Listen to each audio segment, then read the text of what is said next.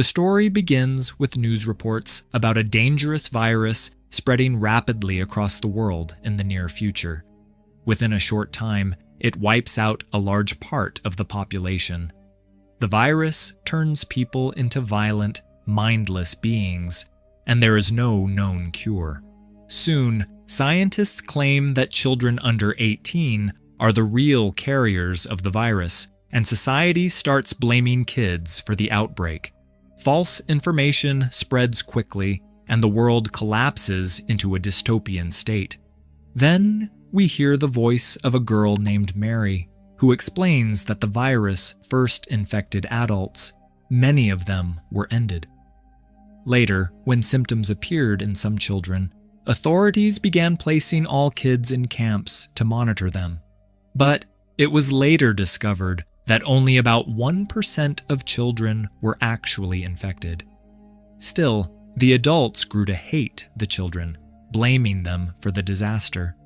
They took away their freedom and kept them in harsh camps where they were treated cruelly and without care. Some children escaped the camps, but many did not survive trying. Escaping the country is the real goal. The film doesn't give a place, but it looks like a remote ranch in the USA. Mary has already run away from a camp and wants to leave the area by bus, but only adults and their registered children are allowed. Orphans must stay unless they have ID or an adult with them. Because the camps are guarded by the military, Mary hides and meets another child, Jeffy. He says leaving is impossible, but Mary insists. A soldier spots Mary and she runs. Jeffy helps. He gives her a bicycle, takes her to his hideout, and feeds her. Jeffy is friendly and tries to keep Mary safe. A short time later, Jeffy's other friends arrive. They live in an abandoned pool. Ben, the oldest, Vicky, Seth, and Crystal. When they see Mary, Seth grabs her bag. They fear she might expose their hideout Seth, and the others find a map and realize Mary wants to cross the border because she believes children are safer outside. Ben says the border is heavily guarded. Mary says a camp friend told her about a tunnel that could get them out, but the group is unsure. They hear on the radio that children were spotted nearby, so their shelter is at risk. They quickly leave in a van with Mary joining them. If they were caught, they'd be sent back to the camps, a fate as bad as imprisonment. Ben decides they'll try to cross the border using the tunnel Mary mentioned, heading south. During the trip, Mary falls asleep and dreams of her tragic past, when she and her little sister tried to escape a camp, but her sister didn't survive. In this broken world, the orphans only have each other, with no one else to rely on. They welcome Mary into their group. Later, they stop at a gas station to steal food.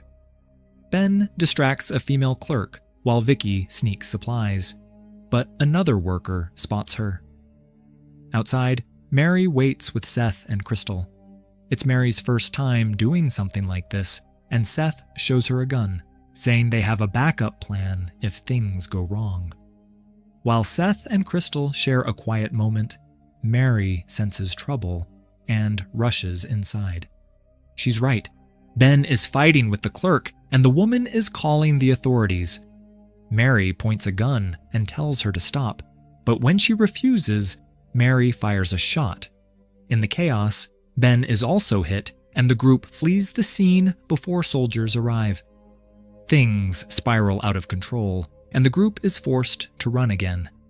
Ben is badly injured and needs medical help, but going to a hospital would get them caught. Their van soon breaks down, leaving everyone panicked. Vicky blames Mary for everything, but Seth notices a big house nearby and calms the group, suggesting they check it out for food or shelter. Believing it's abandoned, they head there. As they approach, an alarm suddenly goes off, scaring them. But it soon stops when a woman opens the door. Her name is Clara. She asks why they're there and tells them they shouldn't be on her property. Vicky pleads for help, saying their friend was shot. Clara agrees to look, revealing she's a nurse, but warns them her husband is a police officer who works night shifts. She offers to treat Ben, but insists they must leave before her husband returns. They had no choice, so they accepted Clara's help. Clara, polite and caring, treated Ben and brought them cookies and milk. The teens, desperate for a car they'd seen in a photo, planned to steal Clara's vehicle but couldn't find the keys. Hungry, they quickly ate the cookies Clara offered. They try to force Clara to give them her car, but Clara is frightened. She reminds them she helped them. Vicky pulls a gun. Mary stops her, saying they can't hurt someone who saved them. Suddenly, one by one, the kids fall unconscious. Clara is not what she seemed. When Ben, Vicky, Crystal, and Jeffy wake up, they find themselves locked in the attic and the exits sealed tightly. They realize Clara drugged them and had planned everything in advance. The group only tried to steal the car after they had already been drugged. Mary and Seth were not with the others at that moment. Instead, the story shows Seth locked alone in a cell without clothes, implying he was captured separately. Clara's true motives remain unknown. Mary wakes up in a bedroom. It turns out to be Clara's daughter's room. When Mary tries to leave, Clara returns. While Mary was unconscious, Clara pierced her ears and made her wear her dead daughter's studs, saying her husband brought them for their daughter. Clara speaks politely, but Mary is confused and cries. Mary apologizes, saying they shouldn't have planned to take her car. Clara doesn't explain much about her past. Instead, she tells Mary she saw the map in Mary's bag and knows about the tunnel. Clara warns that Border Patrol closed the route a week ago and the police are looking for them. She tells Mary she must stay. Meanwhile, the film shows Seth in a different place. Water is being poured on him and he calls for help. But no one comes. Something attacks him. We see a pile of clothes, proving Clara has harmed people before. The kids in the attic stay silent from fear. A detective named Fitz arrives looking for them because their van was found nearby. Clara acts innocent and lets Fitz search, but Jeffy makes noise in the attic. Clara creates a scene to distract Fitz, who leaves without searching further. After Fitz leaves, Clara comes into the attic angrily with a gun. Ben and the others beg for mercy and say it was a mistake. Clara forces them to remove their clothes and wear patient gowns Vicky refuses, and Clara threatens her, then asks where Seth is, saying he will soon join them. That night, Clara cooks while Mary stays with her. Clara asks if Mary trusts her. Mary says no. Clara treats Mary like her lost daughter, but is cruel to the others. Mary hides a sharp object, but Clara finds it, makes her hand it over, then offers Mary sweets. A kind of dangerous kindness. When Mary asked Clara about her husband, Clara replied that he was out there trying to save the world. Then Clara took Mary to a room, clearly happy to have her there. When Mary asked about her friends, wondering if they were in the house too, Clara said no. That made Mary think her friends might have already left her behind. The next morning, Ben and the others were planning to escape. Jeff suggested that if they set a fire, maybe they'd be forced out. But they knew it wasn't possible. While Clara took Mary outside for a while, Jeff noticed one wall inside the room looked weak. When they broke it, they found a way into the deeper part of the house. Jeff was too scared to go in, so Vicky decided to do it herself. At that moment, Ben saw Mary walking with Clara toward the greenhouse. Mary got a chance to grab a shovel and almost struck Clara. But Clara started crying, talking about her daughter's passing. Hearing that, Mary felt sorry for her and realized Clara saw her as a replacement for her lost child. Then, Clara suddenly got angry and began destroying her plants. Watching her like that, Mary grew terrified. It was clear that losing her husband and daughter had broken Clara's mind, and staying with her was no longer safe. Vicky followed the hidden path and entered one of the rooms, where she found a matchbox but left it, thinking it was too risky. In another room, she discovered a knife and kept it. Meanwhile, Ben saw Clara returning with Mary. Crystal warned Mary through sign language to stall Clara. Though the windows were sealed, Mary noticed and pretended to trip, but Clara grew suspicious. Back inside, Clara locked Mary in her room and went to the attic with her gun, demanding to know their plan. Crystal tearfully asked about Seth, and, despite everyone's warnings, followed Clara when she offered to take her to him. Clara led her to the same cellar as Seth, and something horrible happened there. That night, Vicky makes a plan. She tells her friends, "I'll enter the house again through that same path, set the greenhouse on fire to distract Clara, and then we'll escape from the house." She gave Jeff the knife for protection. Later, Vicky quietly went downstairs, stole the keys from a sleeping Clara, and unlocked the door. But before she could light the greenhouse, Clara appeared and dragged her back inside. Clara pointed her gun at them, demanding to know how they got outside. But no one confessed.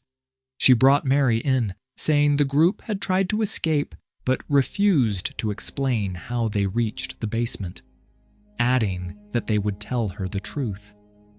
Terrified, Mary listened as Clara handed her a shock collar and ordered her to put it on Jeff. When he still refused to talk, Vicky revealed the hole in the wall to protect him, then took the collar herself. Clara forced Mary to shock her, and when she hesitated, Clara pressed the button, causing Vicky great pain. Everyone felt awful, but Clara seemed to enjoy it. Later at dinner, Mary asked why she was doing this, which made Clara furious. It was clear she wanted total control over Mary. That night, Mary unlocked her door using a pin and saw Clara standing by a wall, whispering to herself. Instead of panicking, Mary searched the kitchen and found sedatives, which she hid for later. The next morning, Clara told Mary she had disappointed her and would now join the other children in the attic, terrifying Mary even more. When Clara went to get sugar for tea, Mary secretly mixed sedatives into her cup. As Clara drank, she claimed her husband visited her every night. Mary knew no one had been there and realized Clara was only talking to herself. Her mind was gone. Clara said Hank wanted her to give Mary another chance, that she couldn't save her real daughter, but would try to be a good mother to her. Soon the drug took effect, and Clara passed out. Mary grabbed the keys, ran to the barn, and took the car to rescue her friends. But Clara woke up and caught them. This time, she didn't forgive Mary. She dragged her to the same cellar where Seth and Crystal had been sent. Crying didn't help. Clara ordered her to undress before she could harm Mary. Detective Fitz arrived, investigating the missing children after finding clues pointing to Clara. Acting innocent, Clara said one child was injured and she'd only tried to help, but stayed silent out of fear. Fitz almost believed her, but felt uneasy. Checking the greenhouse, he found Seth's damaged remains in a trash bin, confirming the danger.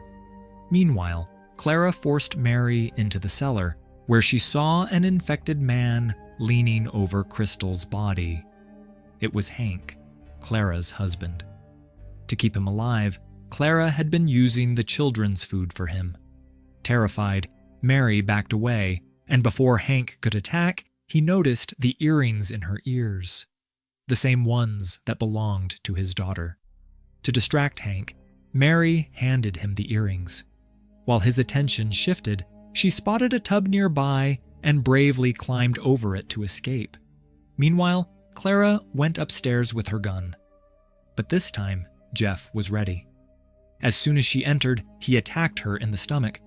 The group rushed downstairs and found Mary covered in red stain. She urged them to leave immediately. Just then, Detective Fitz arrived, but before he could help, they heard screams. Hank had escaped from the basement and grabbed Vicky. He bit her hand. Fitz broke down the door and shot Hank, but before he could save anyone, Clara shot him from behind, killing him. Seeing her husband, Clara went into shock, and Mary seized the moment, striking her neck with a weapon, ending her life. The group ran to the car, but it wouldn't start. As Jeff tried to fix it, Hank, still alive, attacked again, biting Jeff and then Ben. Vicky ran back inside, grabbed the gun, and shot Hank, this time making sure it was truly over. They rushed to Ben's side, but it was too late. He didn't make it. Everyone broke down in grief. Then Vicky noticed she was beginning to turn into one of the infected. Not wanting to harm anyone, she ended her own life. Jeff had lost his entire family in just a few days, and for Mary, they had become her family too. Knowing he would soon turn as well, Jeff begged Mary to end his life, but she couldn't do it. Instead, she helped him escape so they could try to cross the border together, though what awaited them beyond was uncertain. And with that, the film comes to an end.